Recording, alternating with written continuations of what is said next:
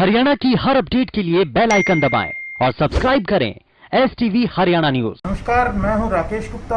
आप देख रहे हैं हरियाणा न्यूज। आज हम कोविड काल के दौरान जेलों में क्या स्थिति है, कैदियों की सुरक्षा के लिए क्या किया जा रहा है, क्या वैक्सीनेशन ड्राइव हो रही है, और इसके साथ साथ आप जानते हैं कि राज्य में वाहन जो हैं इलीगल वाहन सरपट दौड़ते हैं, उन पर शिकंजा कसने के लिए परिवहन विभाग ने क्या किया है। हमारे साथ हैं जेल विभाग के DG एवं परिवहन विभाग के प्रिंसिपल सेक्रेटरी शत्रुजीत कपूर साहब से हम सारी चीज़ों के जो है जानकारी लेंगे। नमस्कार सर।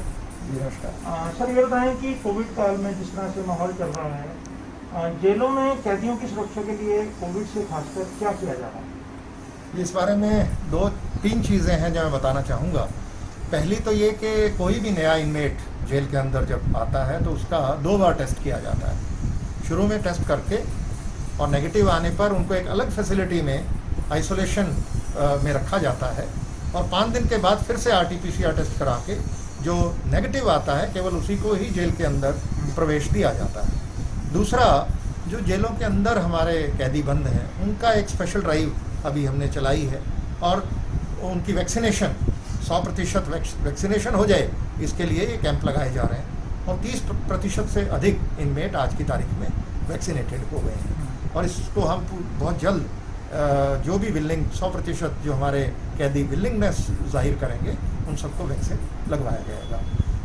तीसरी जो चीज़ है वो स्टाफ की है। स्टाफ की सुरक्षा के लिए 75% से अधिक हमारे जो जेल के कर्मचारी हैं उनको दोनों डोज वैक्सीन की लग चुकी हैं, और 85% ऐसे लोग हैं जिनको 1 डोज लग चुकी है। तो ये 3 चीज़ें हैं जो इसके अलावा जेलों में जो social distancing, mask, hand hygiene, इन सब का पालन कराया जाता है, और जो कलेक्टिव काम है जहाँ भी लोगों के इकट्ठा होने की संभावना रहती है, ऐसे सब कार्यक्रम और ऐसे सब शेड्यूल इवेंट उनको डिसकंटिन्यू कर दिया गया है जब तक ये सारा पूरा नहीं हो जाता है। ये आमतौर पे जब ये क्योंकि कोविड काल चल रहा है, आमतौर पर फोकस किया जाता है कि योगा करना चाहिए और सब तरह की क्योंकि फिजिकल एक्टिविटीज़ भी जेल में रहती है, क्योंकि अब कोविड काल में जैसा आपने कहा एक्टिविटी बंद कर दिया, तो उसका अल्टरनेटिव क्या सोचा है? देखिए, जो सामूहिक काम है केवल उनको बंद किया गया है। जो इंडिविजुअल इवेंट्स हैं, कोई अपना बैरक के अंदर वॉक करनी है या दूसरी चीज़ें हैं, वो तो चल ही रही हैं। तो योगा और ये दूसरी चीज़ें करने की पूरी इजाज़त है। पर हाँ, जो खेल थे या कोई दूसरी चीज़ें हैं जो सामूहिक, जहाँ पे लोगों के आपस में बहुत नज़दीक संपर्क में आने की संभावना रहती है, उनको डिसकंटिन्यू किया गया। तो इसमें जो है, क्योंकि वो जो डाइनिंग करते हैं, चाहे लंच है या डिनर है या ब्रेकफास्ट है, वो भी कलेक्टिव करते थे, तो अब उसकी क्या व्यवस्था? उसके लिए सोशल डिस्टेंसिंग, और जैसे हम बात करते हैं कि 2 गज की दूरी, तो वो सबको अलग अलग भोजन की डिस्ट्रीब्यूशन की व्यवस्था करके उसमें सोशल डिस्टेंसिंग का बंदोबस्त किया गया है। सर, एक सुप्रीम कोर्ट की गाइडेंस पर जो है कि कोविड में कैदियों को जो है पैरोल दी जाए, हाई कोर्ट की हाई पावर एक कमेटी भी बनेगी उसके लिए, तो उसके जो डायरेक्शन के तहत कितने जो कैदी हैं उन्हें पैरोल पर भेजा गया है? लगभग ऐसे 4600 कैदी हैं या विचाराधीन कैदी हैं जिनको सुप्रीम कोर्ट की डायरेक्शंस के बाद जो हमारे हाई कोर्ट की कमेटी है उनके जो फैसले हुए उसके मुताबिक उनको स्पेशल पैरोल पे और इंटरिम बेल पे इनको छोड़ा गया है, और ये 3 महीने का समय इनको दिया गया है। तो इसमें इस दौरान उम्मीद है कि ये जो वेव है ये पूरी तरह से ठीक हो जाएगी, उसके बाद इनको फेज्ड मैनर में वापस लिया जाएगा। और दूसरा सर, कोई जो कैदियों की क्योंकि जो डाइट मनी है समय समय बढ़ती रहती है, इसका कोई प्रावधान है कि डाइट मनी बढ़ाई जाए? देखिए, इस बारे में समय समय पर प्रस्ताव जो है वो सरकार इसमें विचार करती है और उस पर निर्णय करती है। तो जो इसमें उचित विभाग की तरफ से भी या हमारे जो अलग अलग इंस्टीट्यूशंस हैं उनकी तरफ से प्रस्ताव प्राप्त होते हैं, उनको हम सरकार के सामने रखते हैं और सरकार उस पर एक फैसला करती है। सर, परिवहन विभाग की बात करेंगे क्योंकि इस समय बसेस जो हैं, जो सरकारी बसें हैं, काफ़ी प्रभावित हैं कोरोना के प्रकोप में। ये बताएं कि अब हमारी सर्विसेज इंटरस्टेट है या इंट्रास्टेट ही है? देखिए, सर्विसेज को हमने बंद नहीं किया। परिवहन सेवा जो हमारी रोडवेज़ की है उसको जो कोविड से जुड़े हुए नियम कायदे हैं उनके तहत चलाया जा रहा है। 50% से अधिक सवारियां नहीं बैठेंगी, ये नियम है। सभी राज्यों ने इसको लगाया है और जहाँ पे गैर ज़रूरी है वहाँ पे हम बसें नहीं, जो कोई सवारी ही नहीं है तो वहाँ बसें नहीं चलाएंगे, उसमें कोई लाभ नहीं है। लेकिन जहाँ जहाँ सवारी है उनमें सोशल डिस्टेंसिंग और ये ऑक्यूपेंसी का जो कंडीशन है 50% की और जो हाइजीन की कंडीशंस हैं उनको ध्यान में रखते हुए परिवहन सेवा को चलाया गया है। और इसलिए भी चलाया गया है कि जो हमारे कर्मचारी हैं, जो मेडिकल डॉक्टर्स, ये नर्सिंग स्टाफ है, अस्पताल में काम करने वाले दूसरे कर्मचारी हैं, या हमारे दूसरे ऐसे कोरोना योद्धा हैं जिनको अपने दफ्तरों में भी जाना है, उनके आवागमन की, उनको सुविधा की भी आवश्यकता है, तो उन सब के लिए बसों का भी चलना जरूरी है।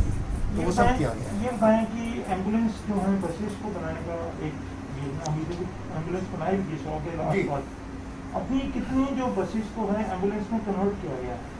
ऐसा हमने 110 जो बसें थी हमारे पास, मिनी बसें थी, उस वक्त डिमांड थी और ऐसी शिकायतें भी आई कि जो एम्बुलेंस के ड्राइवर हैं वो लोगों से बहुत अनाप शनाप पैसा वसूल कर रहे हैं। तो सरकार के स्तर पर ये फैसला हुआ कि जो हमारी रोडवेज़ की छोटी बसें हैं उनको एम्बुलेंस में ऑक्सीजन के साथ कन्वर्ट करके और उनको चलाया जाए। इसलिए हमने 22 ज़िले हैं तो हर ज़िले में 5-5 ऐसी बसें उनको एम्बुलेंस में कन्वर्ट करके, हमारी अपनी वर्कशॉप है तो बिना किसी विशेष खर्चे के वो कन्वर्ट करके विदिन ए वीक हमने बना के सबको दी। और वो अभी जिला प्रशासन के पास ही हेल्थ अथॉरिटीज़ के साथ ही चल रही हैं। जैसे ही ये लॉकडाउन हटेगा और ये वेव जाएगी तो उनको वापस लेकर के फिर से बस में कन्वर्ट करके उनको चलाया जाएगा। ये हमारे साथ हिमाचल लगता है, इधर राजस्थान लगता है, पंजाब लगता है, दिल्ली लगता है। क्या हमारी बसें जो हैं सभी 4-5 राज्यों में जा रही है यूपी से, या किसी स्टेट ने जो है इस बात के इनकार भी किया है? देखिए, जहाँ ज़रूरी नहीं है, जहाँ की कोई सवारी ही नहीं है, वहाँ पे हमारी बसें नहीं चल रही हैं। लेकिन जो रूट ऐसे हैं जहाँ पे, जैसे चंडीगढ़ से दिल्ली है या और दूसरे रूट हैं जहाँ पे सवारियाँ हैं और जिनको आवागमन की, यातायात की सुविधा की आवश्यकता है, वहाँ पे हम ज़रूर चलाते हैं। एक सर, ये कोई बात नहीं है कि किसी भी पर्टिकुलर रूट पे चलने या ना चलने पर। इंटरस्टेट बसेस हर स्टेट ने अलाउ की। एक सर और था कि जैसे अवैध वाहन जो चलते हैं पैदल बिना टैक्स किए, वही अवैध सवारियाँ ढो रहे थे, ओवरलोडिंग कर रहे थे।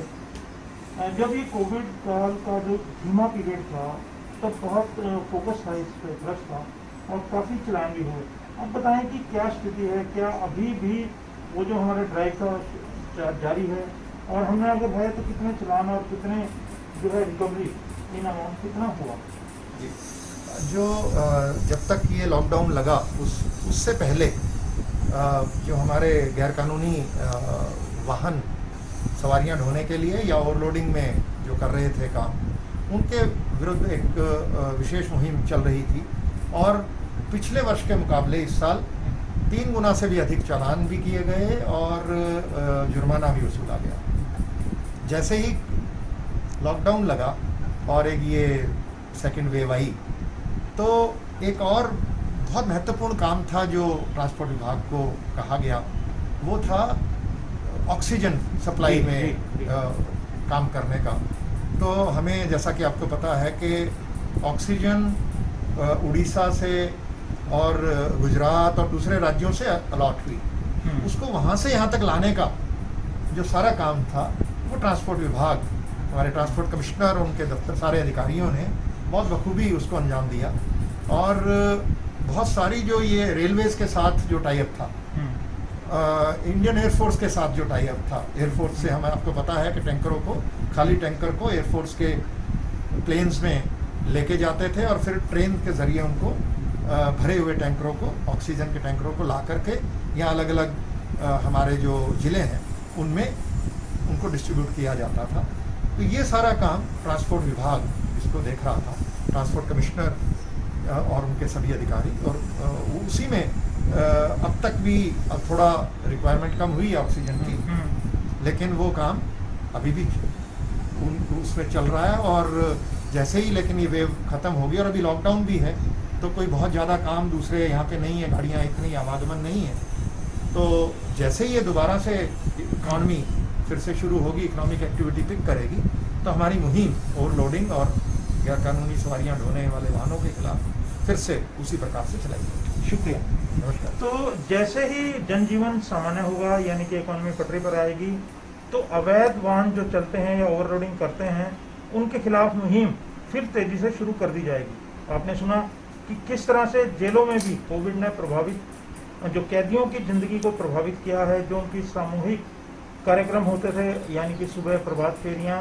पूजा या फिर शाम को इकट्ठे खेलना, वो इस समय पूरी तरह से प्रभावित हैं। हालांकि सरकार ने उनके स्वास्थ्य के मद्देनज़र वैक्सीनेशन ड्राइव भी जेलों में चलाई है और सोशल डिस्टेंसिंग और हैंड हाइजीन पूरी तरह से वहाँ पर बरकरार है और उसको किया जा रहा है। हरियाणा न्यूज़ के लिए चंडीगढ़ से राकेश गुप्ता।